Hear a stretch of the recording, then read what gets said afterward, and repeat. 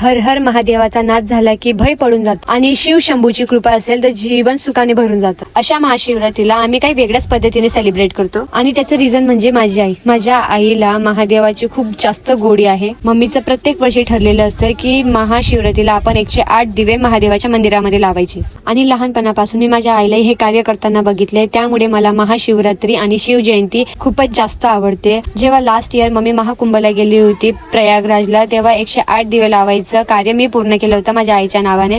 माझी आई जिजाऊ माता तर नाही, पण माझ्यासाठी जिजाऊ मातापेक्षा कमी सुद्धा नाही. त्यामुळे माझ्या आईने केलेली प्रत्येक गोष्ट मी फॉलो करत असते. आणि आजचा महाशिवरात्रीचा ब्लॉग मी उद्या अपलोड करेन, कारण की मी ब्लॉगिंग फक्त तुम्हाला दाखवण्यासाठी नाही तर स्वतःला आवडतं म्हणून करते. आणि कधी कधी काय होतं माहितीये का, ब्लॉगिंगच्या चक्करमध्ये आपण त्या दिवसाला जगायचंच विसरून जातो असं मला वाटतं. ब्लॉग लेट झाला तर हरकत नाही, पण I try to make my present productive and memorable. So thank you for watching. Bye, take care मंडळी.